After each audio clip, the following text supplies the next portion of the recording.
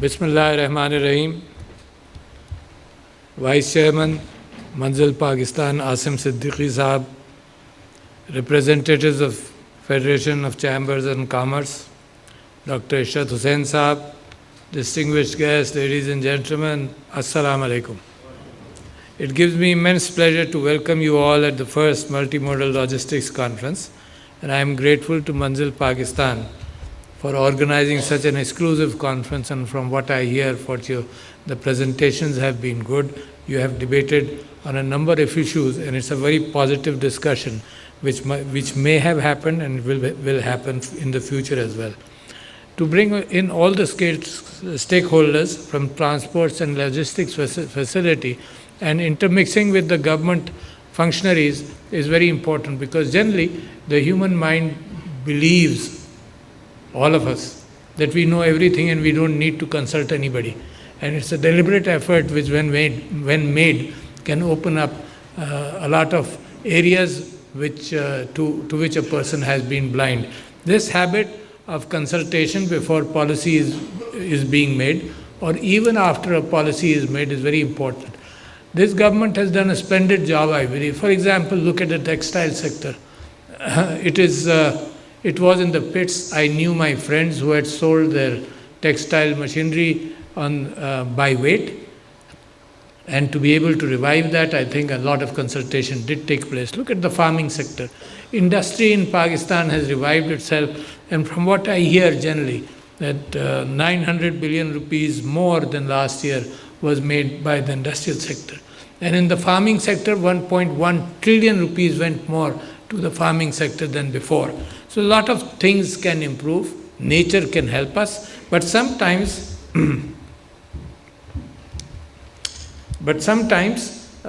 nature puts us in a test. And the best example of the fact is that COVID came around. Pakistan battled it well, contested the issue well. There were no protest in trying to wear a mask or on shutdowns, and we went through smart shutdowns, etc. But when we overcame that, we were producing, we were manufacturing, and all of a sudden there was a supply chain failure which has affected us again. And the international political situation is going to affect us again. So we are suffering from inflation, which is also caused by international issues which have nothing to do with us. When I look at जब मैं इसका देखता हूँ logistics sector की और supply sector की और multi modal logistics के हवाले से, तो तारीख़ जब मुताला करें आप लोग, तो हमेशा जो जगह थी जहाँ पर कोई चीज़ पैदा होती थी या पैदा की जाती थी या बनाई जाती थी, और जहाँ वो ले जाई जाती थी, उसमें हमेशा बहुत फ़र्क होता था सप्लाई एंड डिमांड में। चाहे वो सोना हो, चाहे वो नमक ही क्यों ना हो। जब नमक यूरोप वगैरह ले जाया जाता था तो बड़ी अनोखी एक कमोडिटी थी। चाहे वो सिल्क हो, और उसी तरह से एक जगह से दूसरी जगह काफ़िले चलते थे, और काफ़िलों के रास्ते मुतय्यन थे। यमन से लेकर अजम तक जो काफ़िला चलता था, जहाँ पर बहुत सारे अजम तक ऊपर तक जाता था, जहाँ पर पेतरा जैसे रास्तों के बीच में वो कैपिटल्स इस्टेब्लिश भी हुए। दरिया एक रास्ता था, और दरिया जब अपनी जगह छोड़ देता था तो वो रास्ते बदल जाते थे।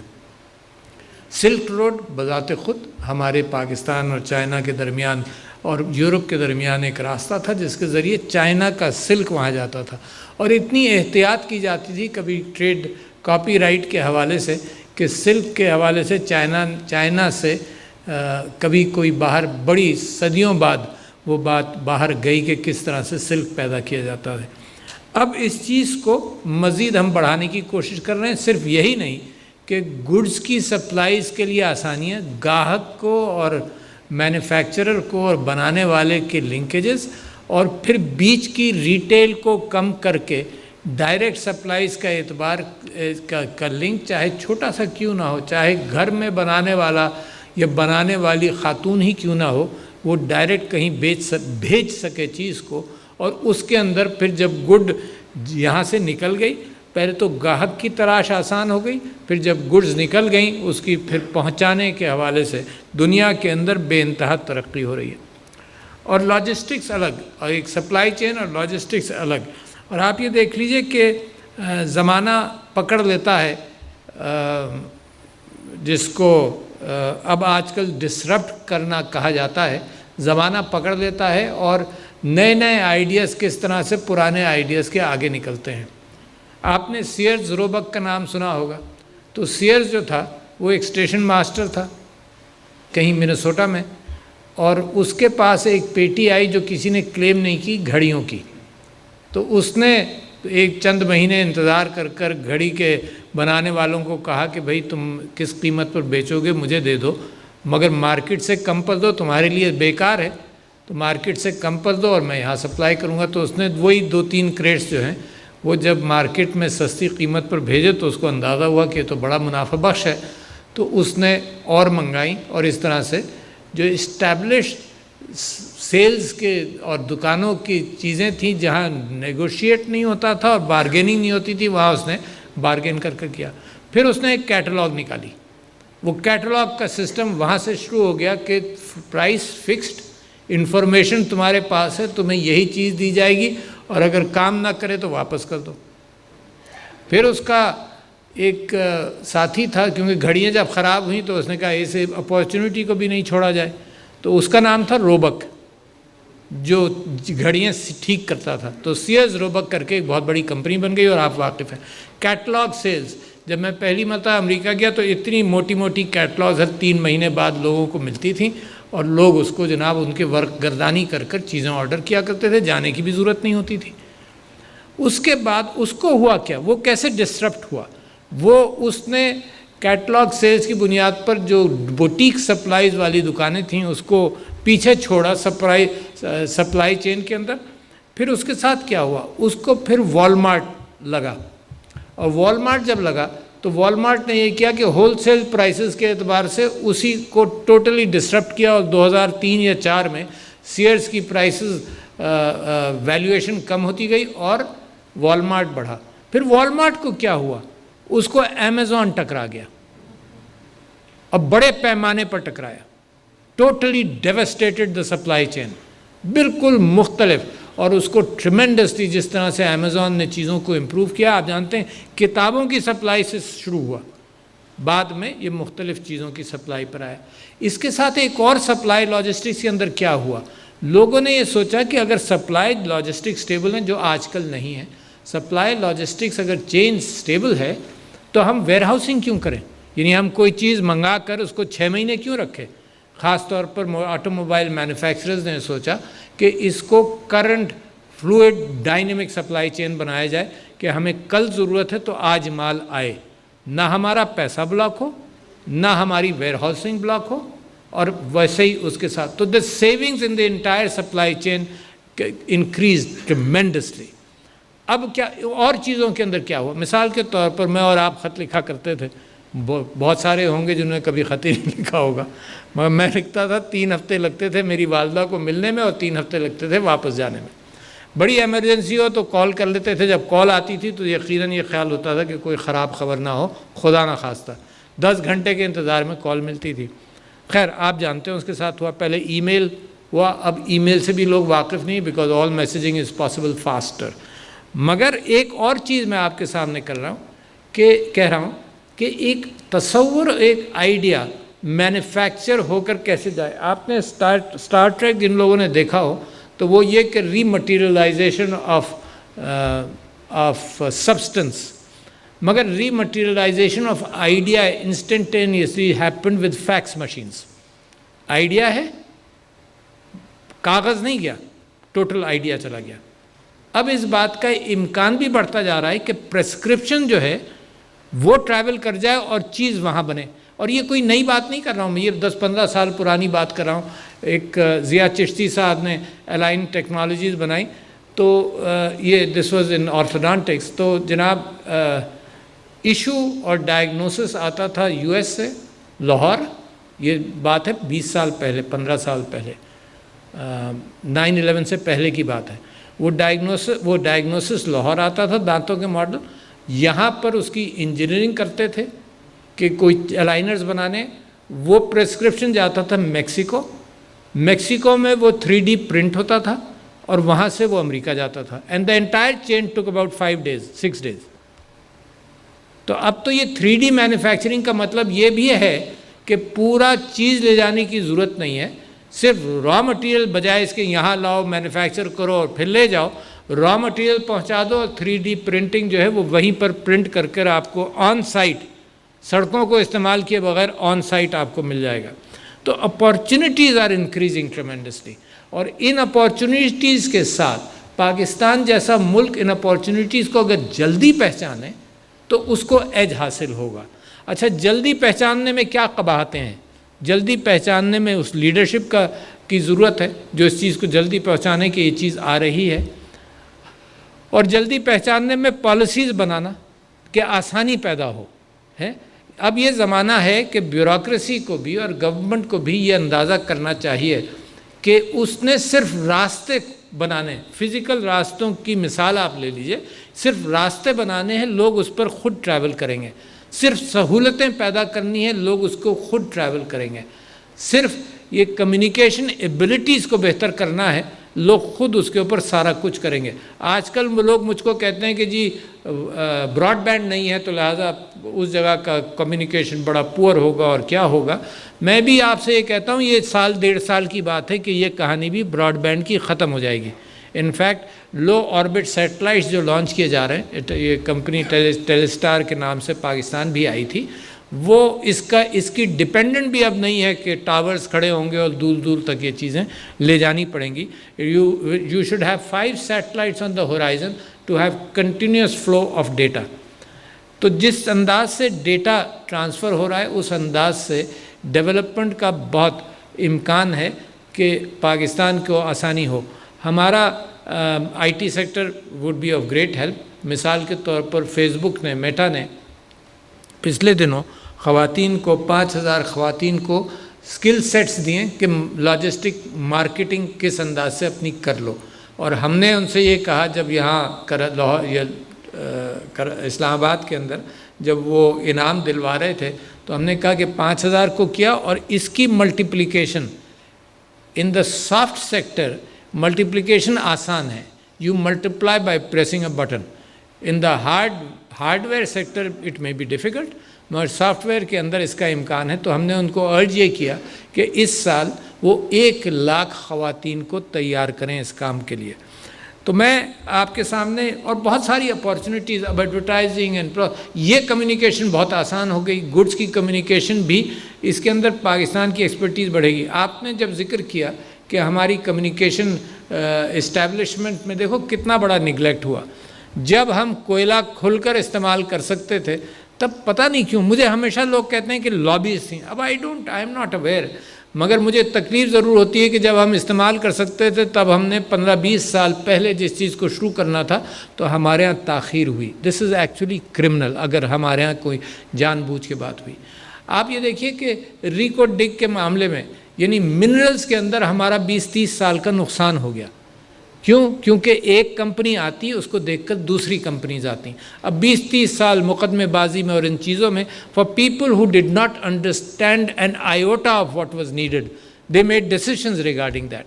आप ये देखिए कि हमारा कोई कसूर नहीं।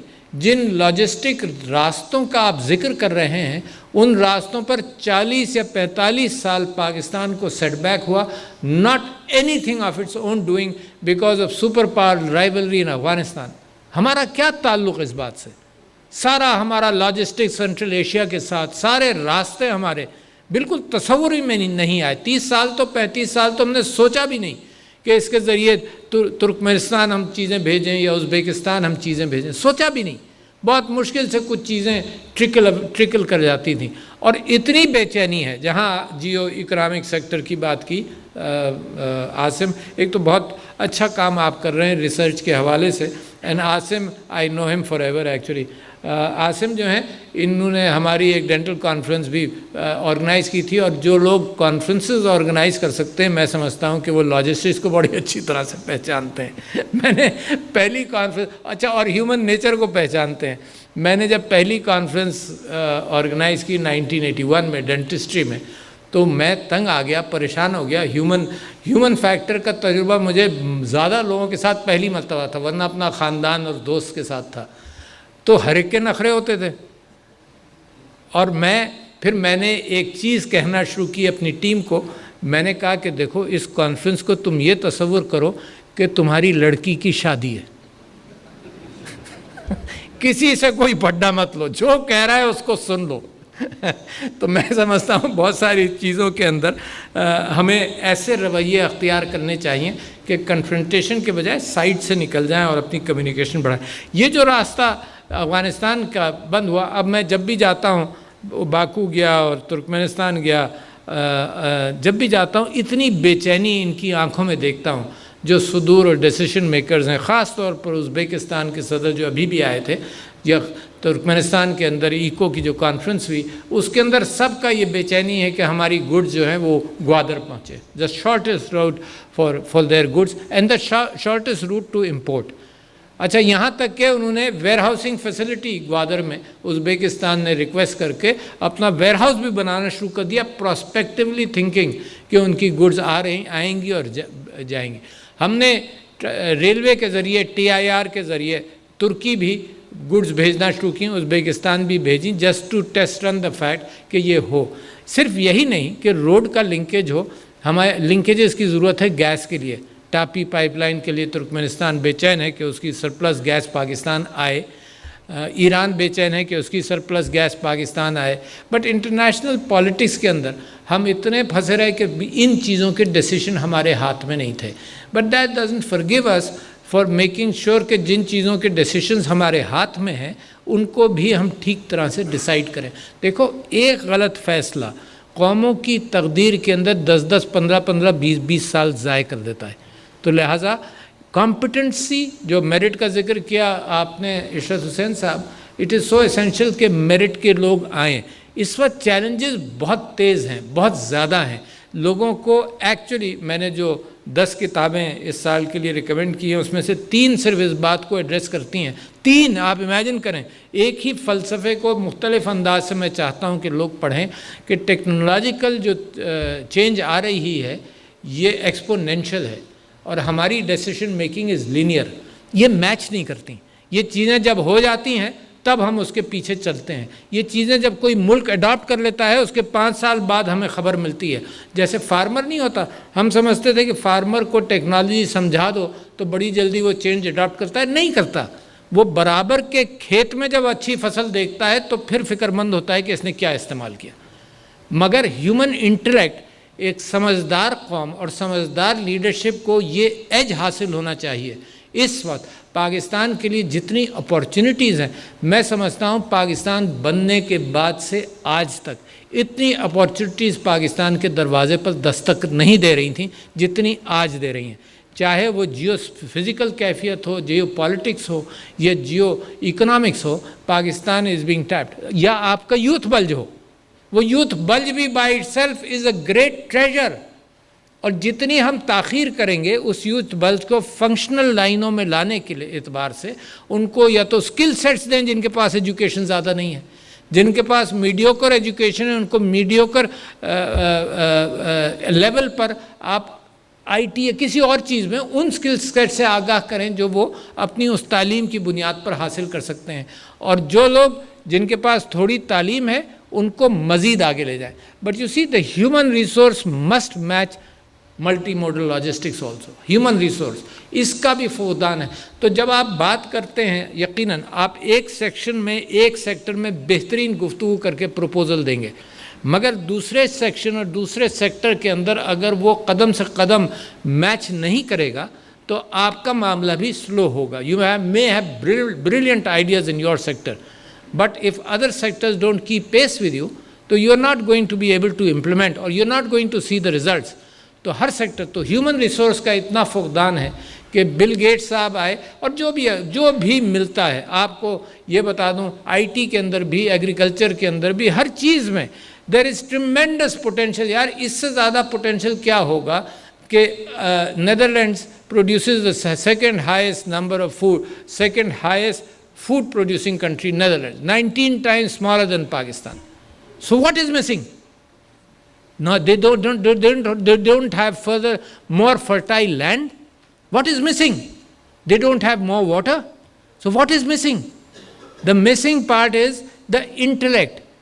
कि वो वर्टिकल फार्मिंग भी कर रहे हैं, ये भी कर रहे हैं, रोबोटिक्स भी कर रहे हैं, intellect 19 times more smaller than Pakistan in producing the second highest number of goods. तो कितनी अपॉर्चुनिटी सिर्फ एग्रीकल्चर को देख लें आप, कितनी अपॉर्चुनिटीज है, कितना 20-30 गुना तो बढ़ सकता है भाई, if you look at that example. तो लिहाजा मैं आपसे कह रहा हूँ कि this country is a land of opportunities also because of the human resource available, जिनको हम रास्ते पर लगा दें, उनकी लॉजिस्टिक्स ऑफ लाइफ को हम हैंडल कर लें। उनकी लॉजिस्टिक्स ऑफ लाइफ भी होगी ना कि कब प्रोडक्टिव हों, कब क्या करें, किस अंदाज से करें। औरतों की सेहत और औरतों की employment is another big vacuum missing out from everything. वो हमारी 50% पॉपुलेशन अगर 10% एम्प्लॉय होती है या 20% प्रोडक्टिविटी है उसकी, यकीनन this population is fully productive in raising a family, but we are also half productive at least in raising a family. अब जो मर्द हजरात यहाँ बैठे हैं, मगर उस खातून को फिर उसकी प्रोडक्टिविटी की एवेन्यूज़ नहीं है, but the changing world today provides all those opportunities. तो मैं तो इतना होपफुल हूँ कि जैसे वो कढ़ाई के अंदर सारे इंग्रेडिएंट्स बिल्कुल तैयार हैं, किसी चीज़ की कमी नहीं, और लोगों को अगर ये ख्याल था कि ज़ाफ़रान बहुत महंगा है, तो ज़ाफ़रान जैसी चीज़ें भी अब इकॉनमी के अंदर अब आसान हैं और सस्ती हैं, as long as you are able to use it and mix it and produce it. तो Pakistan is on the threshold, catapult कर सकता है अपने आप को। Be confident in your country, we are making the right decisions, we have an independent thinking today. चाहे दुनिया जो कुछ भी कहे आपको, you must have an independent thinking and independent stand, but also make sure that you are economically strong. गरीब आदमी की बात चाहे जितना अच्छा फ़लसफ़ा आप भगा दें, कोई सुनेगा नहीं। सुनेगा जब माशी एतबार से भी आप मजबूत होंगे।